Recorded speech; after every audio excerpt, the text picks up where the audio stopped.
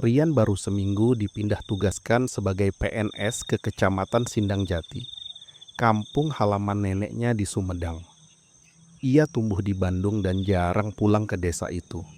Tetapi karena perpindahan tugasnya mendadak, ia memutuskan tinggal di rumah nenek yang masih terawat oleh pamannya.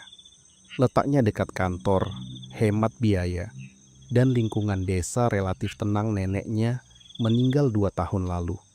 Dan sejak itu, rumah tersebut kosong, namun tidak pernah dibiarkan rusak.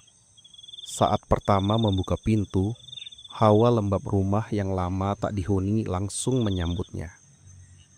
Struktur rumah masih kokoh, halaman belakang luas, dipenuhi ilalang, dan di sudutnya berdiri sumur tua yang dulunya biasa saja.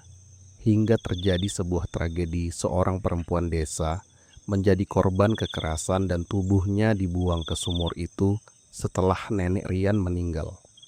Warga menutup sumur dengan batu besar dan sejak itu menganggapnya angker. Rian hanya tahu garis besar dari pamannya. Ia tak tahu detail cerita yang beredar. Hari pertama berjalan tenang. Ia membersihkan rumah dan menata kamar. Namun setiap ke belakang, tatapannya selalu tertarik pada sumur itu. Menjelang sore, Pak Ujang, warga yang ia kenal samar menyapanya. "Kamu tinggal di sini sekarang?" "Untuk sementara, Pak." Pak Ujang mengangguk, tapi tatapannya mengarah ke belakang. "Kalau malam, jangan keluar ke belakang." Peringatan itu terdengar biasa, tapi ada nada aneh di dalamnya. Malam itu, saat Rian duduk di ruang tengah, angin malam membuat tirai dapur bergerak. Ketika ia hendak menutupnya, terdengar suara perempuan memanggil namanya. "Rian." Suara itu pelan, serak, tapi jelas berasal dari halaman belakang. Rian menahan napas, mengintip dari sela tirai. Halaman gelap, ilalang bergoyang perlahan, dan sumur itu tetap diam. Tidak ada siapapun. Ia menutup tirai cepat-cepat dan mencoba tidur. Tapi suara itu seolah masih menggantung di telinganya. Keesokan paginya ia mencoba mengabaikan kejadian itu. Ia membersihkan halaman belakang. Namun ketika memandang sumur, tubuhnya merinding tanpa alasan. Sumur itu masih tertutup rapat. Tetapi ada rasa seolah seseorang memperhatikan dari balik batu besar itu. Ia segera menyelesaikan pekerjaan dan masuk rumah. Di warung Bu Yani, sang penjaga bertanya, "Sudah betah, Rian?" "Lumayan, Bu, cuma sepi." Bu Yani menurunkan suaranya. "Kalau malam, jangan buka pintu belakang. Angin dari kebun bambu suka bawa suara aneh." Rian tertawa, tapi melihat mata Bu Yani yang tegang membuatnya tidak sepenuhnya tenang. Malam kedua, gangguan kembali. Tepat pukul 10, setelah mematikan HP, suara itu muncul lagi, lebih jelas. "Rian." Kali ini bukan seperti bisikan angin, tapi seseorang yang memanggil dari kejauhan. Ketika Rian membuka sedikit pintu dapur, ia juga mendengar suara tetesan air jatuh ke ruang yang dalam. Padahal sumur itu tertutup rapat. Ia langsung menutup pintu, menguncinya, dan tidur dengan lampu menyala. Beberapa hari berikutnya, suasana makin tidak nyaman. Setiap malam suara-suara halus muncul. Kadang bisikan, kadang seperti langkah jauh. Rian berusaha meyakinkan diri bahwa itu hanya sugesti. Namun ketakutan itu terus membesar. Hingga seminggu kemudian, gangguan berubah menjadi teror nyata. Malam itu Rian baru pulang lembur.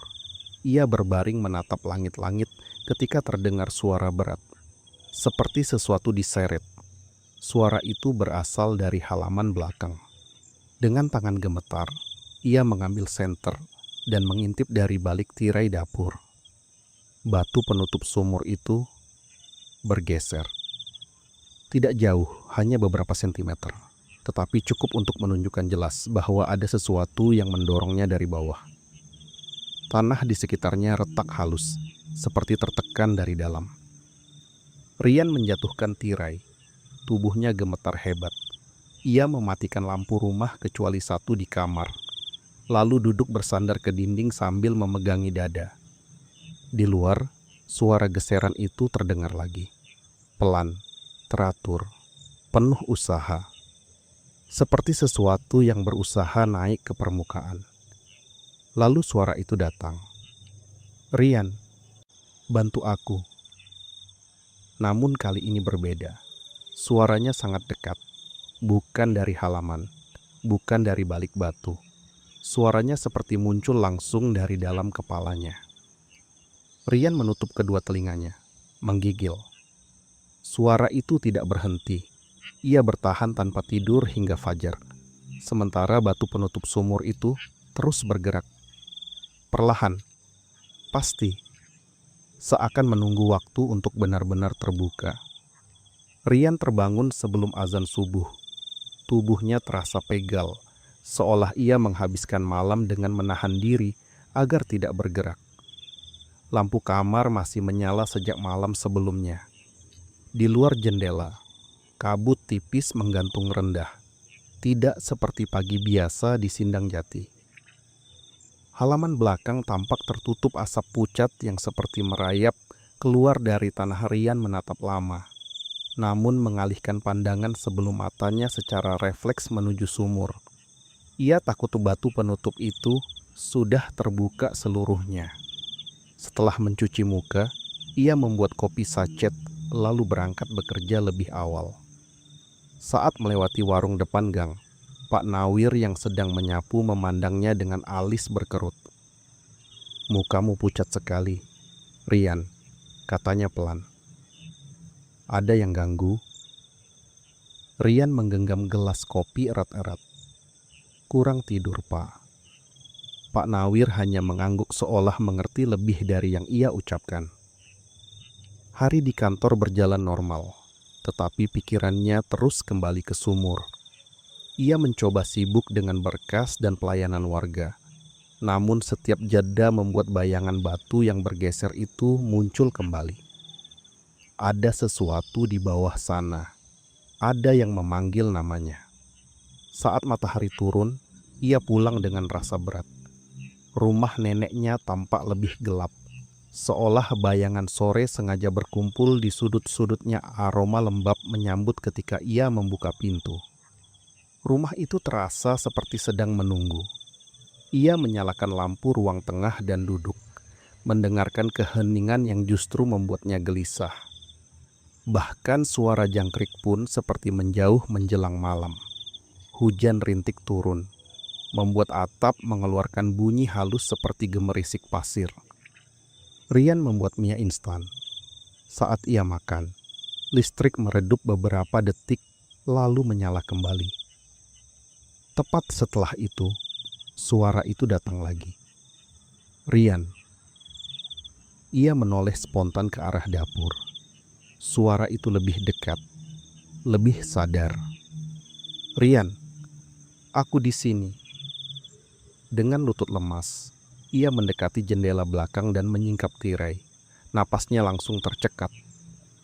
Batu penutup sumur itu sudah bergeser jauh, terangkat di satu sisi, seperti didorong dari bawah. Tanah di sekelilingnya basah. Ilalang rebah ke satu arah seolah sering didesak sesuatu dari dalam. Rian mundur satu langkah, merasakan hawa dingin merayap masuk.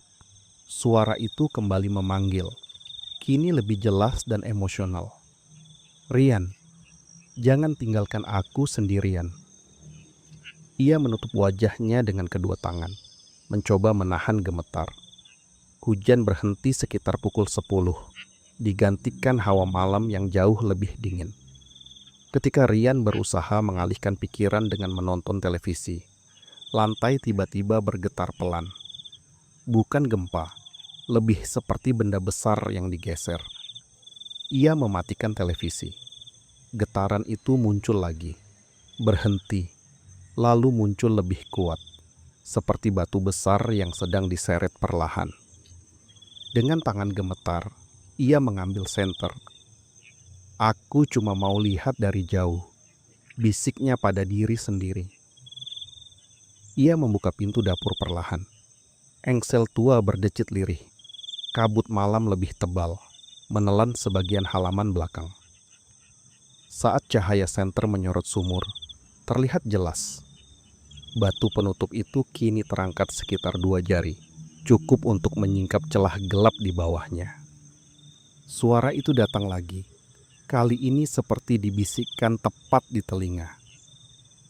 Aku di belakangmu. Rian membeku. Senter hampir jatuh dari tangannya. Ia tidak berani bernapas. Dengan seluruh tenaga yang tersisa, ia memaksa kakinya mundur selangkah demi langkah. Lalu dari dalam rumah, dari arah dapur gelap di belakangnya, terdengar 3 ketukan pelan. Tok, tok, tok. Seseorang atau sesuatu seolah berdiri di dalam rumah, mengetuk dinding dari sisi dalam. Rian langsung lari. Ia tak mematikan lampu dapur, tak mengunci pintu belakang. Ia hanya meraih sandal, menembus pintu depan, lalu berlari menyusuri jalan desa yang gelap dan hampir tanpa lampu. Napasnya memburu, dadanya sesak. Ia tidak berani menoleh. Rumah Pak Ujang tidak jauh. Rian mengetuk pintunya keras-keras. Pak Ujang membuka dengan wajah terkejut. Rian, kenapa? Mukamu pucat sekali. Saya numpang tidur sini, Pak. Tolong, ucap Rian terengah-engah. Pak Ujang tidak bertanya lebih jauh. Melihat tubuh Rian yang gemetar, ia langsung mempersilakan masuk. Sepanjang malam, Rian hanya mengatakan ada sesuatu di rumah neneknya. Pak Ujang tahu reputasi rumah itu. Jadi ia tak memaksa cerita detail. Pagi harinya, setelah sarapan sederhana, Rian menceritakan semuanya. Pak Ujang mendengarkan tanpa memotong, hanya menghela napas panjang di akhir. Kita panggil Ustadz Harun, katanya. Kamu jangan balik sendirian. Dengan langkah berat, mereka bertiga kembali ke rumah nenek. Udara dalam rumah terasa lebih dingin dari biasanya, seolah menyimpan sisa napas malam sebelumnya. Jangan pisah, kata Ustadz Harun. Kita langsung ke belakang. Di halaman batu penutup sumur masih miring, persis seperti saat Rian melarikan diri. Pak Ujang geleng-geleng. Itu nggak ada yang nyentuh sejak semalam, Ustadz. Saya tahu, jawab Ustadz Harun lembut. Ini terdorong dari bawah. Rian merinding. Ustadz Harun berlutut, menempelkan telapak tangan ke batu, dan mulai membaca ayat ruqyah. Udara seketika berubah. Angin seolah naik dari celah batu, membawa hawa dingin aneh yang menusuk tulang. Suara itu muncul lagi, kali ini marah. Rian. Pak Ujang mencengkeram tasbihnya. Rian menahan napas. Ustadz Harun membaca lebih keras. Suaranya menggema ke dalam sumur. Terdengar seperti gema panjang yang disambut rintihan dari bawah tanah.